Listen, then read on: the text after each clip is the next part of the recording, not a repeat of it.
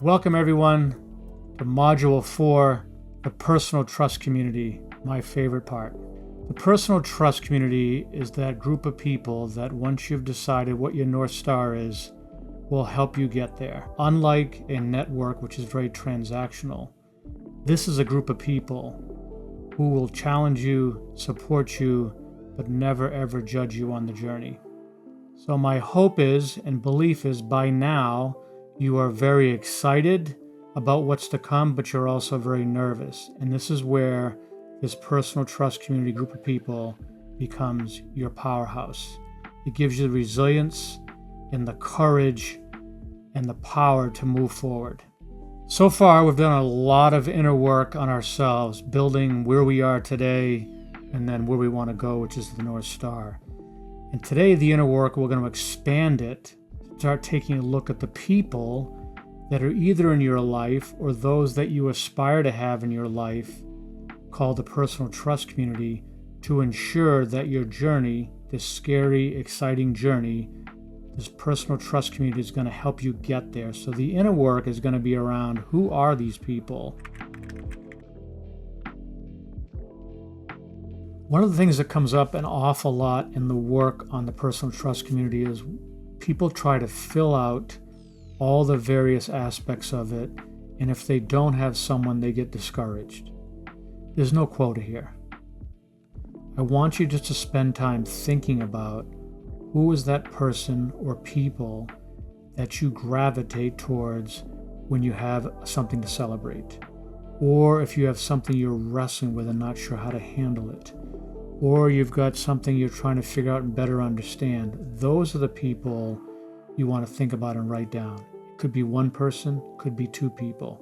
Again, no quotas and no requirements to fill all the boxes out.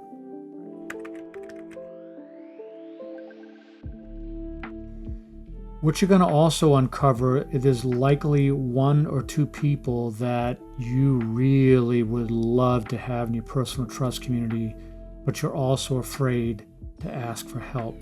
Three most powerful words in life outside of I love you are I need help. And most people fear asking for help.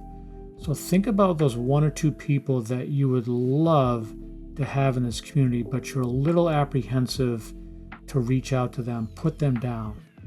Because deep down, you know very, very well, not only do you want them in your life to help you, they actually would be super excited to be part of your community and help you on this journey.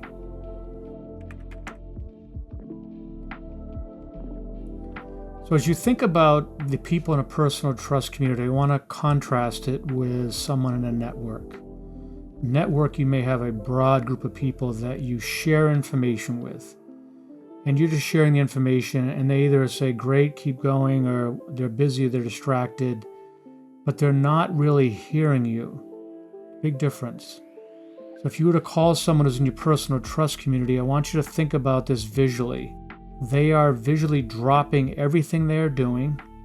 They're taking a deep breath, and they're going, oh, Mike's on the phone. I need to be present for this conversation because I know they're on this amazing journey that I want to be a part of and support them. Very different. So it's either transactional, which is a network version, or personal trust community, which is a commitment to make sure that when there's a contact made, they're present for that conversation.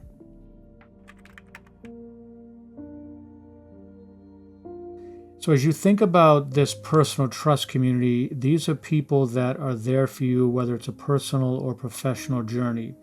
Now, in some cases, you may find people in these categories that we're going to talk about in a bit here, people that are more exclusive to be more professional than personal.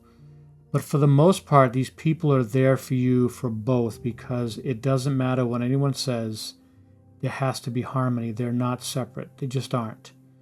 We have too much interconnection, especially with social media now, on both personal and professional. So the kinds of people you're going to have in this personal trust community are going to be different for some of the categories. They could cross over, but they're going to be people that you're going to be able to have interactions with at a deep level, both personally and professionally.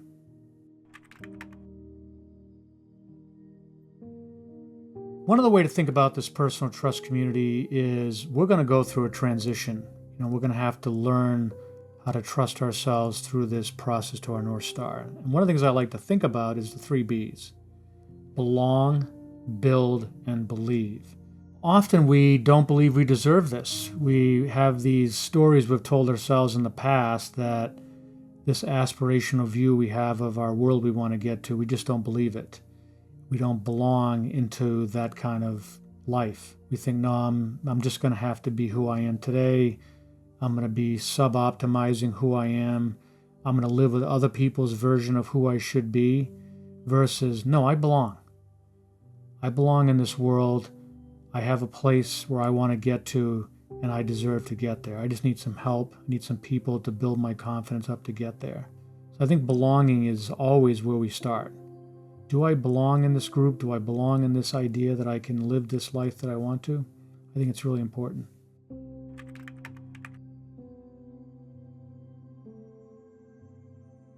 Look, all of you that have come this far, put this much time and energy in this, I appreciate that. What I'd like to do next is to share my own personal story, my need for belonging and why it matters, and how I came to this workbook in the first place. When I was 9 years old, I was informed by my parents in a loving way that I was adopted. I had no idea what that meant. I had no idea who I was, and I spent from the age of 9 to 40 feeling like I didn't belong. And this is despite the fact that I was successful as an athlete, successful in my career, and at the age of 40 was president of a company. But 15 months later, I was fired. I realized what it really had to do with this idea of not belonging. And I was just trying to fit in. And I ended up getting introduced to a couple people who I knew and respected. And they came to me and spent quality time, very intentionally, helping me understand what role I played in my demise. And I began to realize at that point in time that if you would just invest time and energy into people that are there to help and support you, I might actually have not had to go through all this alone. I spent 31 years of my life thinking I had to go at this all alone and internalized it because I didn't believe I belonged. But once I got to this point, being 40 and fired and getting the couple people around me, I started saying, wow, if I have people who believe in me like this, I can start to feel like I do belong. I find this personal trust community to help build my confidence and my expertise and competency. I can believe in myself. And there's nothing more powerful than personally believing in yourself. You just can't do it by yourself. That's the difference. And so I believe this personal trust community, which I've spent almost 20 years on, is the most powerful way to help you feel like you do belong, and then have these people to support you so you start to believe in yourself and in your future.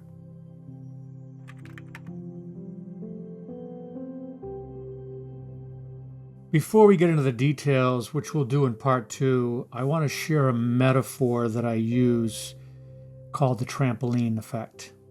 And it's this concept that anyone who has ever had a trampoline, you'll notice as you drive around that people have started putting walls up around the outside of a trampoline to protect people from getting hurt.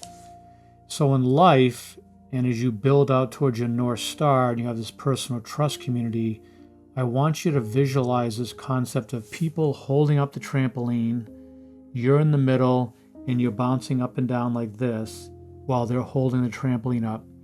And if you're having a bad day and you start to move off center, they move the trampoline so that you stay centered. But if they find you constantly moving off center, in other words, losing track of your North Star and going off in different directions or having bad days consistently, they're going to pause the trampoline. They're going to look at you and say, what's going on? They're here to support you. They're going to hold you accountable, but not judge you. Big difference. And their whole goal is to get you back on center so you're bouncing up and down and keeping you centered.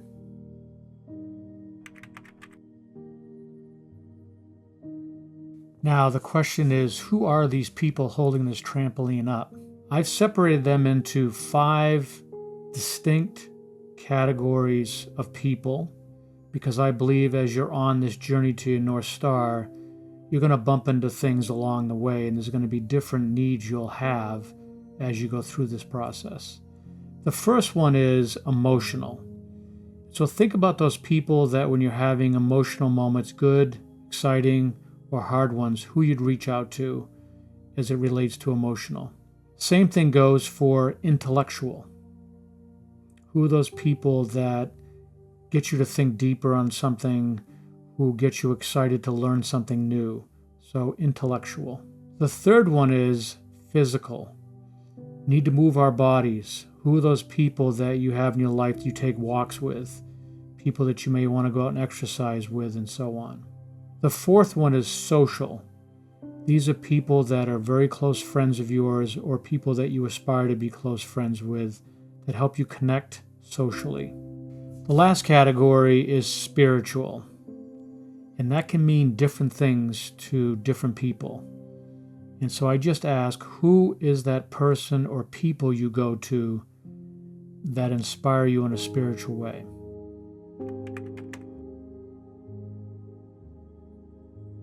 Here's a thought or a consideration to keep in mind. A student at a university, when I was taking them through the trampoline concept, asked a great question. Mike, am I going to need different people as I grow in my life? And does that mean the trampoline gets higher or heavier?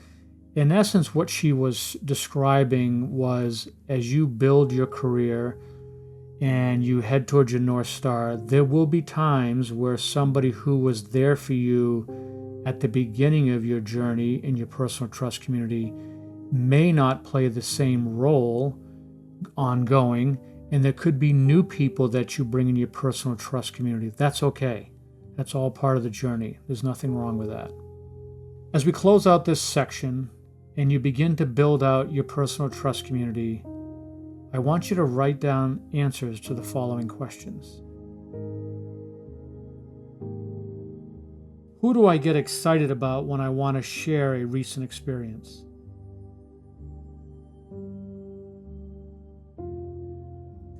Who do I go to when I'm in need of a sounding board? Could be a person, a book, a podcast. And finally, who do I look to when I want to celebrate something in my life?